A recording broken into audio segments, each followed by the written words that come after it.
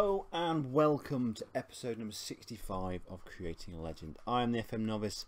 In today's episode we're going to look back on season number 7, have a look at the players that contributed to our best ever season, and have a look at what we're going to do in the future as well. If we start with the bread and butter, the Ukrainian Premier League, prediction at the start of the season was 5th, and we have overachieved, finishing in a respectable 3rd place. A whole 1 point better than last season, but an improvement on last season as we were a lot closer to Dynamo Kiev and Shakhtar. Indeed, going into the last 6 games of the season, there was 3 points separating us and the top 2. But unfortunately, form dipped away right at the end because we played them and lost, and we weren't able to catch them up. And we then switched our focus to the Ukrainian Cup final, which was a couple of days after the last game of the season. So we threw away the last game of the season to Olympic D. We could have finished a bit closer to Kiev, but I'm happy with how the league campaign has done. We've qualified for the Europa League again.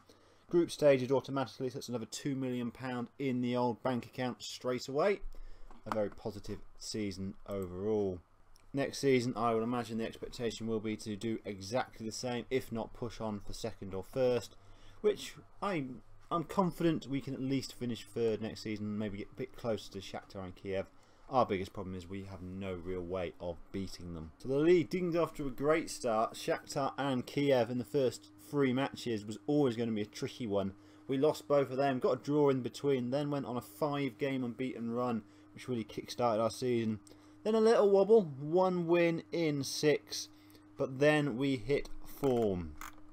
From the 3rd of December all the way down to the 20th of April, we were unbeaten, only conceding 5 goals in all that time. In all, in that run of games, there was 12 games where we didn't concede a goal, including the friendlies.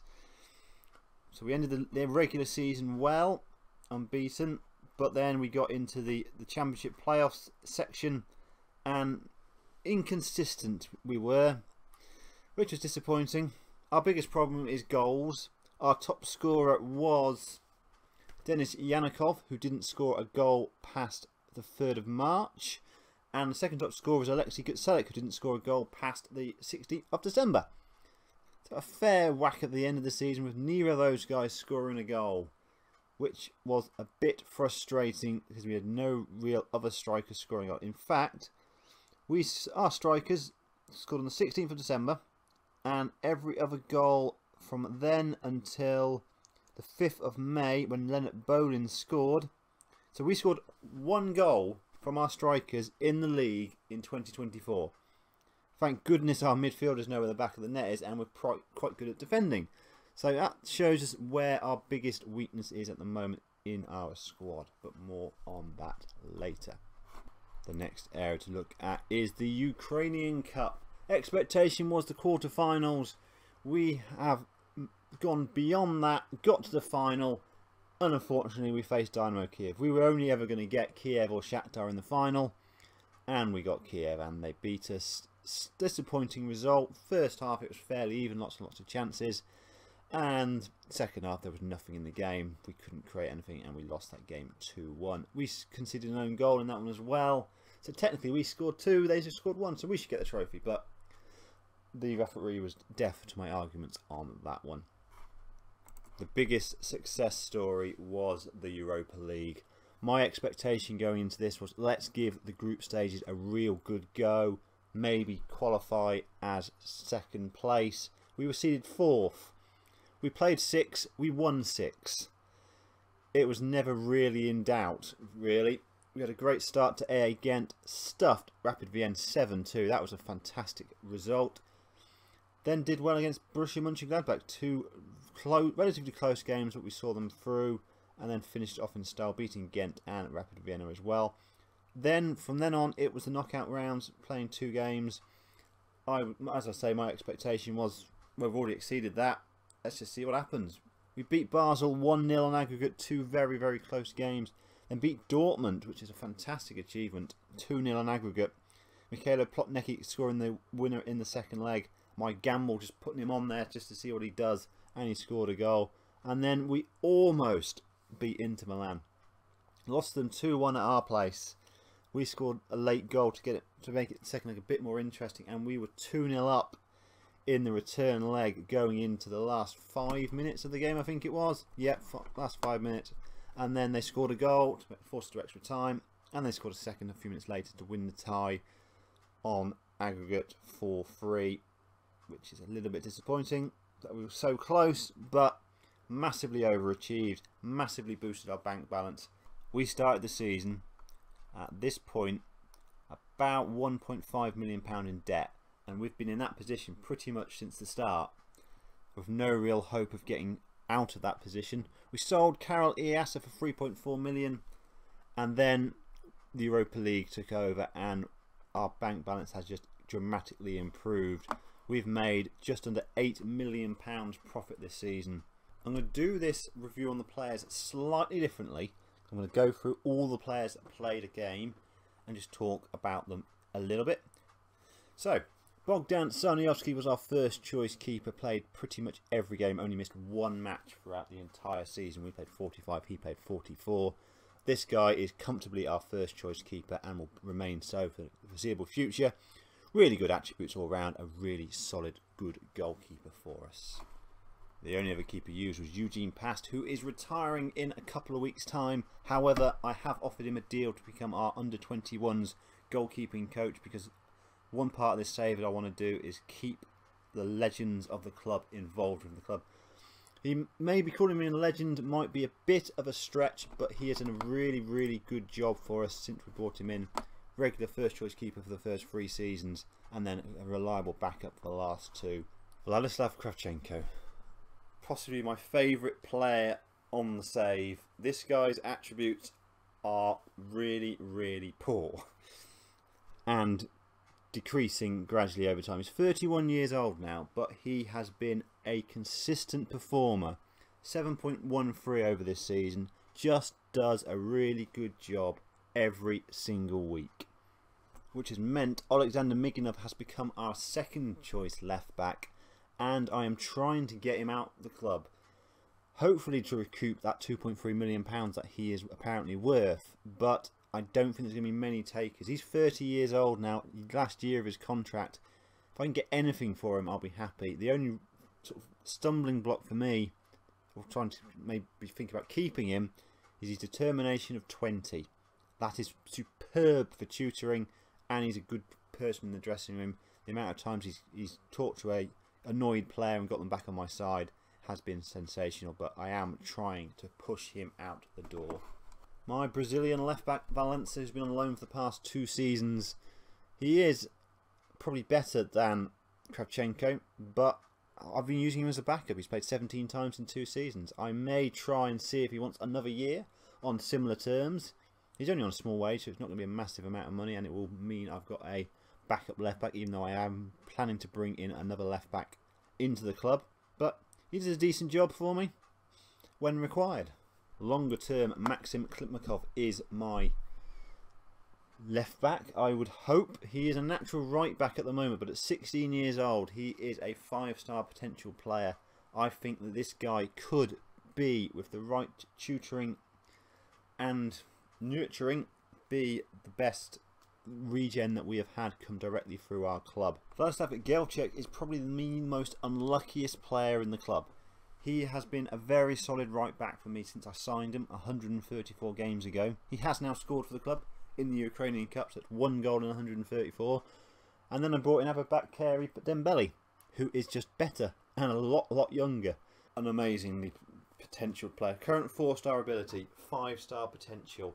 Personality is driven. Physicals are sensational. Decent mentals. Good technicals. This guy is the business. We move on to our central defenders. Alexander Stavok.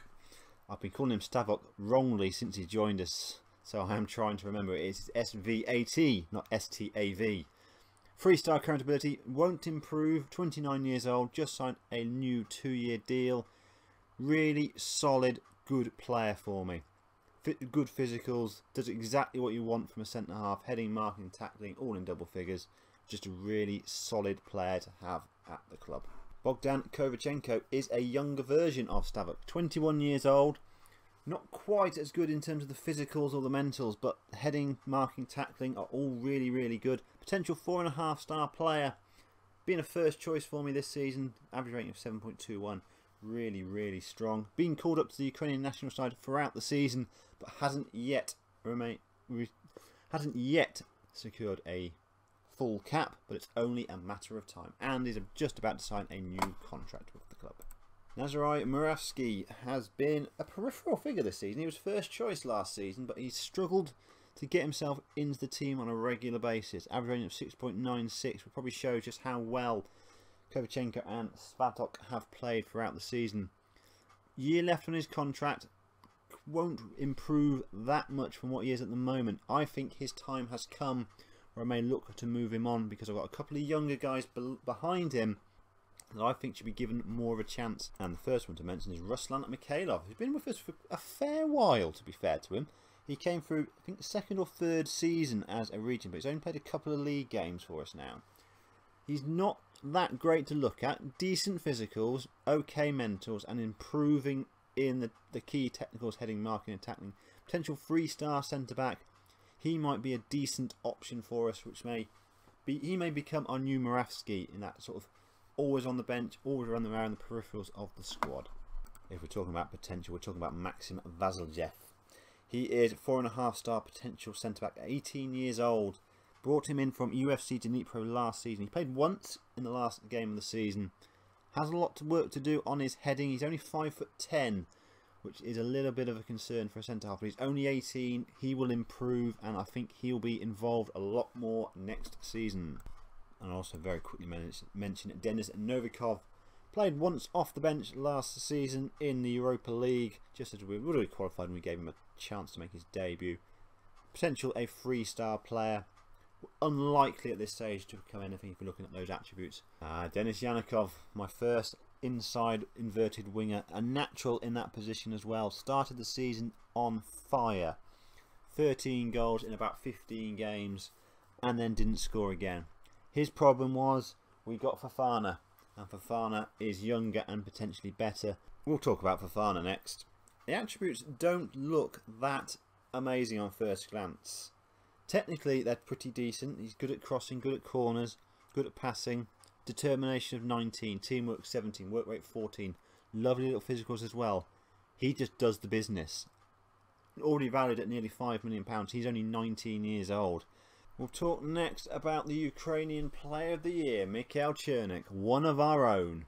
Came through our youth system. Only a potential 2.5-star player, but he just does the business. As long as he can see off Dmitry Krush. 19 years old, been with the club for just over a year, 23 games, 1 goal. Was a squad player last season. He's a potential 5-star player. All the attributes in the right sort of places for the role he plays as an inverted winger. Learning the role, only 19 as I say, 6 caps for Belarus already. And a mention for Ruslan Kizil, who is going to be released at the end of the season. 32 years old now. His last 18 months at the club have been decimated by injuries. He was out for at least a year of that 18 months, if not more. Some really serious injuries. He's always going to be a backup player, but 2 substitute appearances this season in the league and the cup. We have a lot of central midfielders, and they're all pretty decent players. Dmytro Klutz is the first one. Even though he's only 2.5-star current ability, this guy just did a decent, solid job all season. Brought in on a free transfer from Mariupol, was consistent, average rating of 7.08. Vladishev Tanskovsky was my deep line playmaker for most of the season, 28 years old now. Possibly a little bit disappointed with him, in a way. He's played 36 times since he joined in the league, just over 40 games all round. Come from Shakhtar, so he's got a really big pedigree behind him, but he always just seems to not really do a massive amount, just sort of ticking by. Perhaps I'm being a bit too hard on him. He is a 4.5-star current ability. Probably won't improve. Solid player. Another one I was maybe a tad disappointed by was Mikhailo Misalutin, who is my best midfielder player. 4.5-star, potential 4.5-star as well.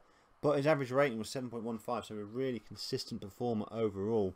It always felt like he didn't do that great, but looking at the average ratings, and he did pitch in with a few decent goals, so he did do a good job for me.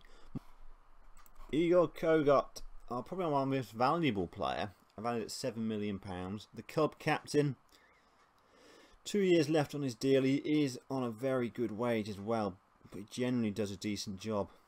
He had a few injuries and the odd suspension, but still managed to rack up 34 games over the course of the season, so only missed about 10 overall. Pavlo Koryakin was one of the nicer midfielders you can get. He doesn't look good, but he just does a solid job when required. Came off the bench 18 times over the course of the season and still average rating of just under 7. Good, solid backup in the midfield to be called upon when required. Jan Voronin came in on a free transfer from Dynamo Kiev, I believe it was. Yes, it was Kiev. Played a couple of times before going out on loan to a first division side. I'm not convinced he'll be with us next season. He's 22 years old. There are better players in the pipeline to come into the club. I may just cash in on him and move him on in the summer. The same will be said for Rustam Sabotin. He will be moved on, I would imagine. Did a decent job first season, but wasn't able to get into the side on a regular basis this season. Racked up 14 games. Average rating of 6.79 was a little bit disappointing. And Brian Coutinho, 19-year-old Uruguayan, been in the club just over 12 months now, but he hasn't really done a lot. Naturally an attacking midfielder, a year left on his contract, potential 2.5 star, maybe 3.5 star player. I think he may be moved on now. Now we move on to our strikers, and pretty much all of them I would replace tomorrow if I could do. Alexei Gutsalek is a striker, not a natural as a poacher, but did a really good job at the start of the season. Scored all his 11 goals by December and then just stopped scoring and stopped performing. I love Denis Bezbarenko. He just does a solid job when required. 33 and 92 in the league for us. Attribute wise doesn't look that good, but when he starts scoring, he just scores goals. He'll have a run where he just gets 7 or 8 in 3 or 4 games, and that's just fantastic. And then have a barren spell. Mikhailo Plotnikic played a few games, scored a couple of goals, especially that goal against Dortmund, which is his shining moment for Gelios. 25 years old, 1 year left on his contract. I am trying to force him out the door. £400,000 if we can get that for him. He's current 2-star ability, potential 2-star. So all our strikers so far are 2-star ability players. We need better. I do have some strikers coming through. One of them, Lennart Bolin, who has been with me now for a few seasons, but I just don't see him developing. 2-star current ability, potential 3-star, but he hasn't really done it. He's got 9 in 27 in the first division, 7 in 22 in the first division, 1 in 11 for us. I just can't see the guy scoring enough goals to justify his place in the team. Valery Balan is coming through quite slowly, a potential 4.5-star striker. Been with us now for 2 seasons, 9 league appearances without scoring. He might turn into something, but it's looking likely he might not. But he's probably going to get another season just to see what he can do. And the final player who represented Gelios last season, Vitaly Olyanek, 19 years old, coming through our youth system, potential 3-star striker. He's alright. I'm not going to go into the detail for the strikers at the moment, but the 1st of July is going to be a very busy day for us. We've already got 5 players secured coming in for next season. I still need to do a lot of work getting players in. There are 2 key areas I must improve on. I need another goalkeeper. Sarniowski has been a fantastic player for us, but I need backup, I need reliability, especially as Morovsky is going to take a while to come through. In the defence, I'm quite happy with what I've got fundamentally. Maybe another centre-back if I can get rid of Morovsky. Got Igor Dutz to come back from his loan spell. Again, I'm trying to move him on, but if I can't do, he'll be there, so that's fine. Midfield, comfortable with what I've already got, plus I've got at least 3 more coming in, which is fine. But my strikers, I need to strengthen that strikers, because my best striker, according to my assistant manager, is Plotnikic, and I don't rate him that highly. Bezbarenko is the one I rate, but he's not that great according to this, so I must get a good striker, but they are not cheap. I do have the money.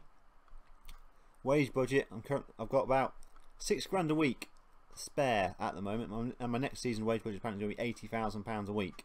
So the money is there. I just need to find the right striker to come in and do the job. If I can do that and he can start scoring, we should hopefully put some real pressure on Shakhtar and Kiev. So there we are, ladies and gentlemen. That is the season review episode. I hope it works for you. I've done it a little bit differently this time round, so hopefully it's going to work for me, because I don't like to edit much and I shouldn't have to edit this one too much.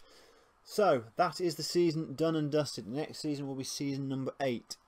That starts, pre-season starts in 17 days time, so not much of a turnaround, but we go again and we are confident that we can do a decent job. Join me for the next episode, which will be the start of season 8. I've been the FM Novice, you've been my audience. We'll talk again very, very soon.